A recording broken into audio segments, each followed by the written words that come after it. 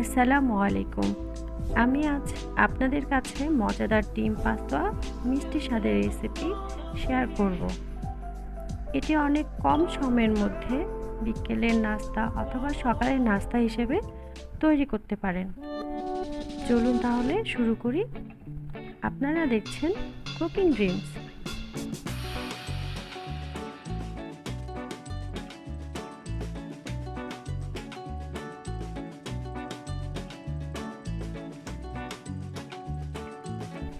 এখানে আমি নিয়েছি দুটো ডিম, সাদা এলাচের গুঁড়ো 1 চা চামচ, লবণ স্বাদ মতো, ময়দা 1.5 কাপ, চিনি আধা কাপ, কুসুম তরল দুধ 1.5 কাপ, পরিমাণ মতো তেল। আমি এরকম একটা বাটিতে কুসুম তরল দুধ ঢেলে নিচ্ছি। তরল দুধটা এমন গরম হবে যাতে একটা আঙ্গুল ডুবানো যায়।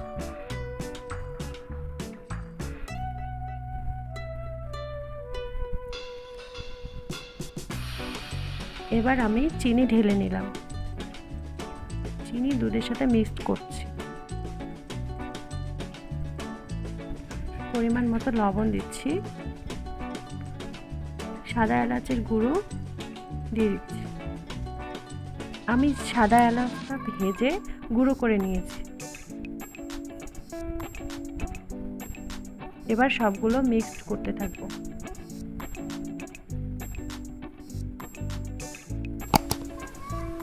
এরপর অল্প অল্প করে ময়দা অ্যাড করব। ময়দা একসাথে অনেকগুলো দিলে একসাথে দলা পাকবে, তাই আমি অল্প অল্প করে ময়দাটা অ্যাড করব। এভাবে নাড়তেই থাকবেন। যত ভালো মিক্সড হবে ডিম পাস্তাটা ততই ভালো হবে।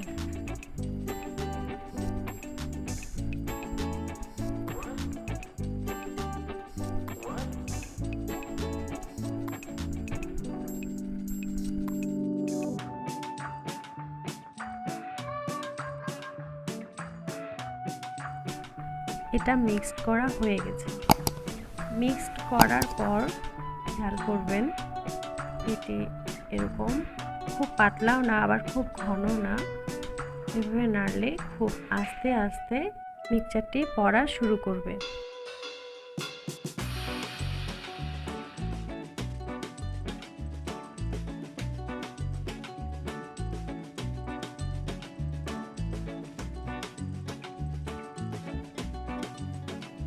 এবার একটা বাটিতে ডিম দুটো ভেঙে নেব।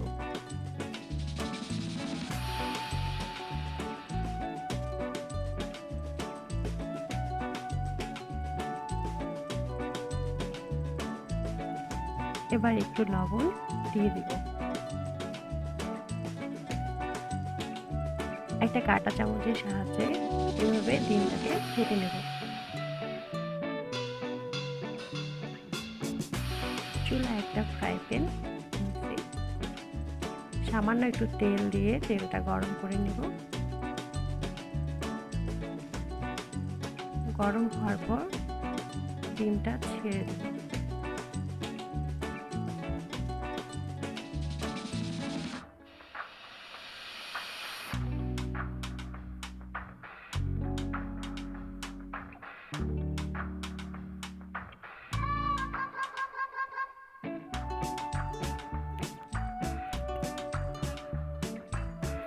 এবার ডিমটা একটু লাল করে ভেজে নেব। আমি ডিমটা মাঝখানে কেটে নিচ্ছি। আমি ডিমটি দুটো করে উঠিয়ে নিয়েছি।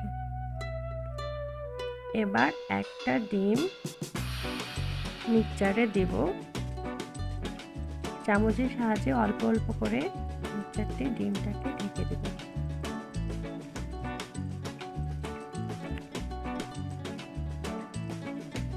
এবার হাতের সাহায্যে ডিমটি আস্তে করে উঠিয়ে ফ্রাই প্যানে দিয়ে দেব।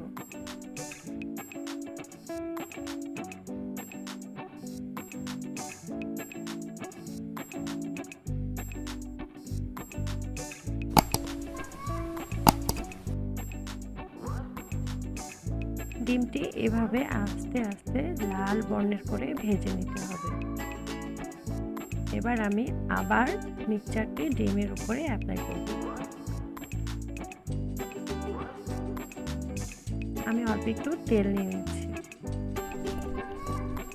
এবার আবার আমি ডিমটি দিয়ে দিব।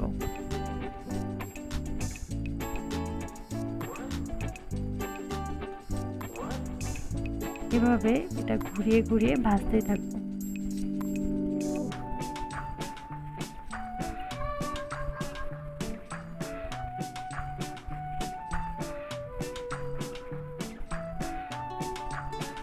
আবার আমি মিক্সচার দিয়ে দিচ্ছি।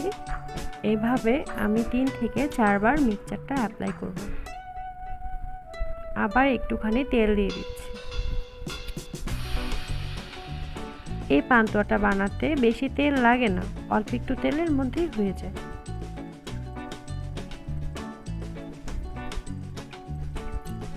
পান্তুয়াটার গায়ে যাতে ভালোভাবে তেল লাগে তাই আমি একটু পরপর উল্টিয়ে পাল্টে ঘুরে ঘুরে নিচ্ছি। ফ্রাই প্যানটা ঘোরার উদ্দেশ্যই হচ্ছে পান্তুয়ার গায়ে চারদিকে তেলটা পৌঁছে যাওয়া। এবার আমি আরেকবার উল্টিয়ে দিলাম।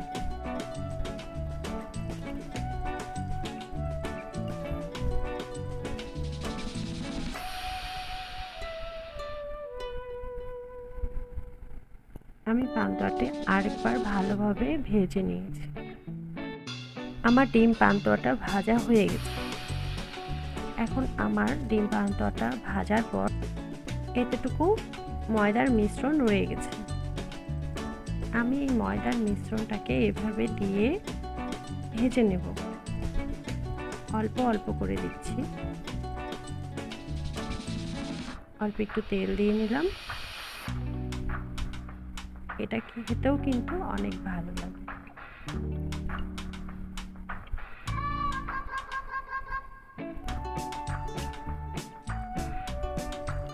আবার একটু তেল দিয়ে নিলাম।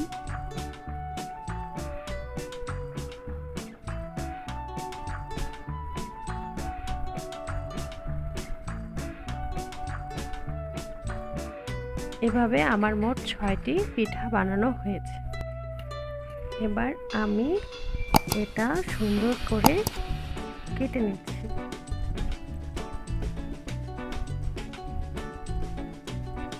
এরকম করে ছোট ছোট ভাবে পিচ করে কেটে নেব। আর অন্য দিকে একটা বলে আমি সুন্দর করে সাজিয়ে নিয়েছি।